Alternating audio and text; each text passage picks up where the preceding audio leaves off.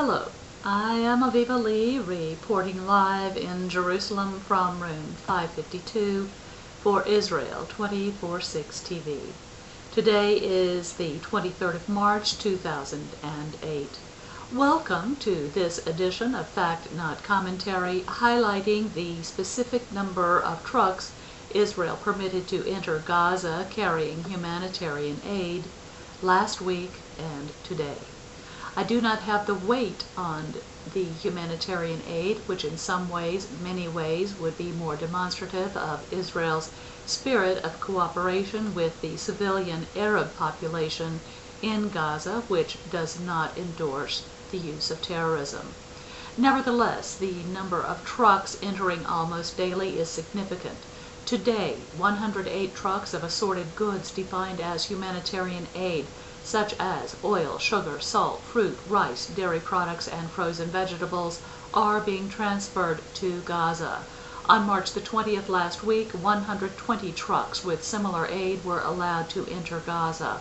On March the 19th last week, 51 trucks with similar humanitarian aid, and in addition including meat and medical supplies, were allowed to be transferred to Gaza. On March the 18th last week, approximately 100 trucks with similar humanitarian aid, and in addition including fish and items for infants. On March the 17th last week, approximately 96 trucks of humanitarian aid with similar supplies were permitted to cross into Gaza.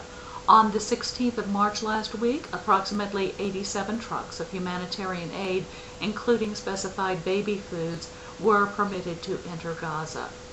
The crossings used for the multiple entries last week were the Karni crossing, the Kerem Shalom crossing, the Sufa crossing, and the Nahal Oz crossing. And in spite of the arrival of that humanitarian aid, there were continuous and multiple strikes against the sovereign state of Israel last week, and on Shabbat also. Those launchings from Gaza were 3 mortars. 1 landed inside Israel. Of the 2 Qassams launched on Shabbat, none landed inside Israel. There was no report of damage, injury, or death due to those missiles which landed inside Israel on Shabbat. And on March the 19th, Israel Defense Forces at the Shamron crossing, southwest of Kalkilia, discovered 3 tons of potassium nitrate in an Israeli truck. Potassium nitrate is a banned substance in Judea and Samaria, and this has been determined by an official order issued by the GOC Central Command. The reason given is that potassium nitrate is used in Judea and Samaria for the production of weaponry and explosive used by Arab combatants and Arab terrorists seeking to harm the sovereign state of Israel and her citizens. Based upon the official communique which I received documenting the find of that banned substance on the 19th, I conclude that the soldiers in the IDF are operating under a specific order to search and seize that particular banned substance in an effort to make it more difficult for terrorist operatives and armed Arab combatants to strike against the sovereign state of Israel. And finally, for today's summary, last week I did receive official verification of the U.S. and Israel cooperative Juniper Falcon exercise, and I quote, "The U.S. and Israel successfully concluded a command post simulation training exercise Juniper Falcon 2008 on March the 19th, 2008.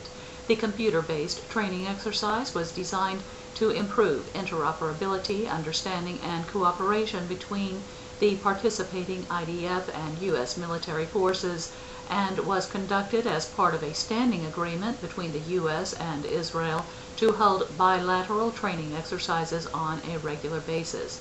JF-08 was meticulously planned for more than a year and not related to or in response to any real events. Approximately 100 U.S. personnel from 4 services of the U.S. military and a similar number of IDF personnel participated in the exercise in Tel Aviv. The exercise did not involve any live fire training or deployment of any weapon systems to the region.